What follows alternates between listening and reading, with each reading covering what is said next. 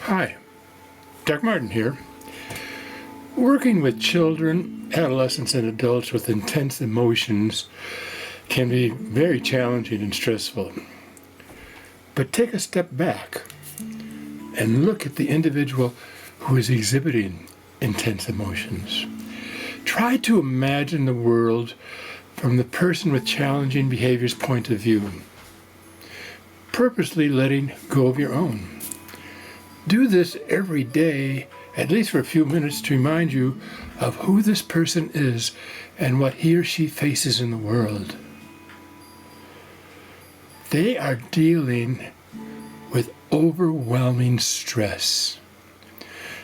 To help better support these individuals, I introduce you to the 4-step process of reframing, recognizing, reducing, and recharging.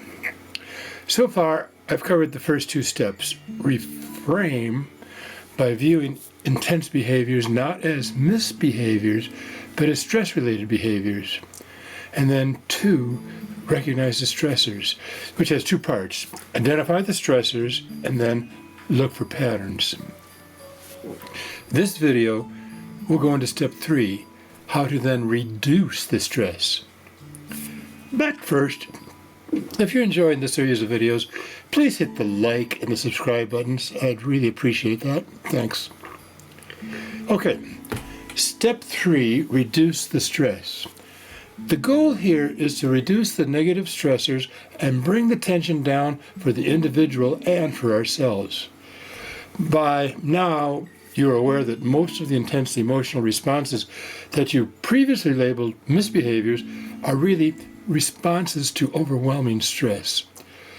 And hopefully you've already spent some time identifying stress triggers and becoming more aware of stress-related patterns of behavior. Now the question is, how do you reduce the stressors? Well, here are 5 ways that you can use. Modify the environment, simplify the task, provide additional support, teach effective coping skills, and promote healthy lifestyle choices. I'll go over each of these one by one. Number 1, modify the environment.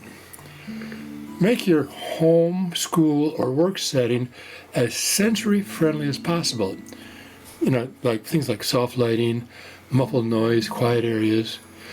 Now, you have more control over the home setting, and it's not as easy to control the sounds and other stressors at school. In terms of sensory stress, noise is a big problem in schools. Noise levels are far too high in classrooms, cafeteria, gymnasiums, and hallways. For children who are sensitive to noise, this will drain their energy level, affect their ability to concentrate and stay on task, and have a negative impact on their behavior and mood. In school, some of the techniques that help children manage sensory sensitivities include earplugs, noise-blocking headphones, buzzers with chimes or ringtones. A less visually loud or busy environment at school at home can be effectively dialed down by limiting or minimizing the visual sensory stimulation.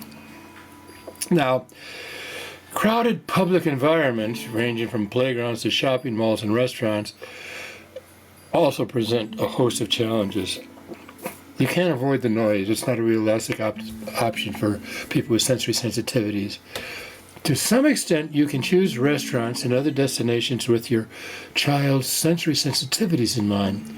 Go shopping when the stores aren't crowded. Don't eat out at peak customer times. Visit playgrounds at less crowded times.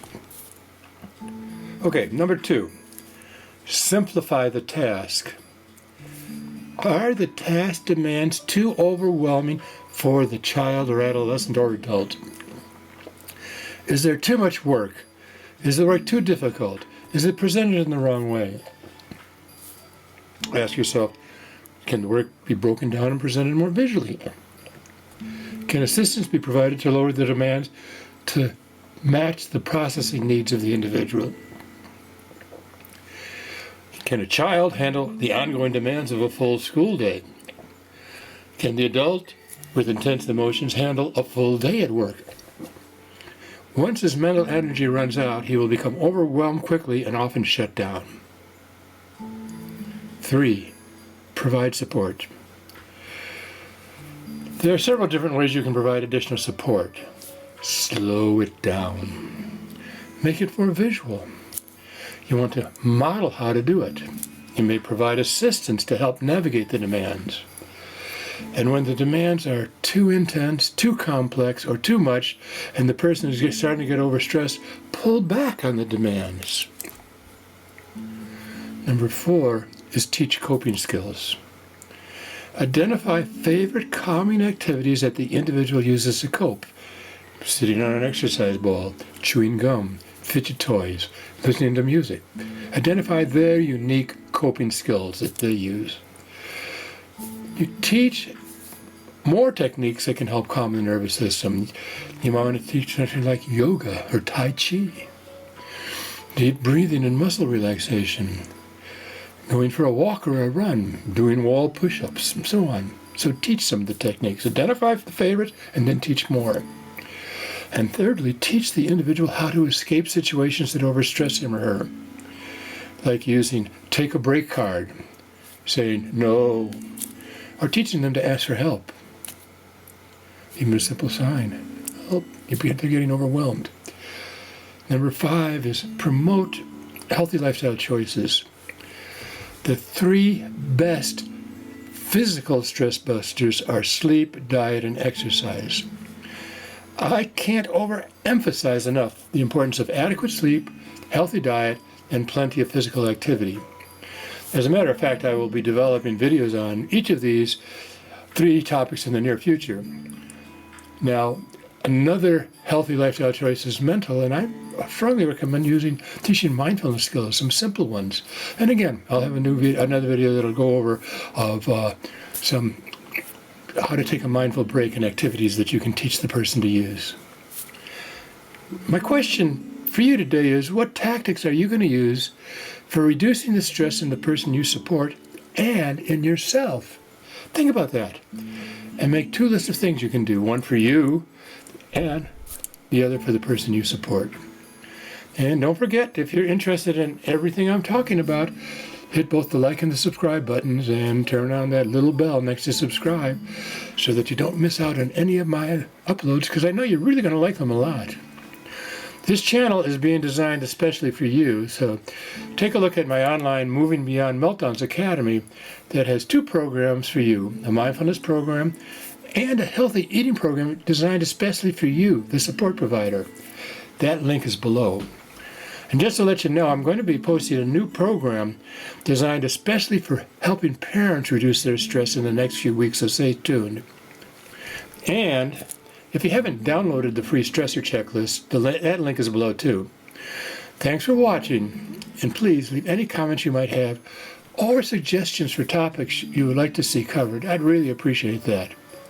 So, see you next time, and just keep on trucking.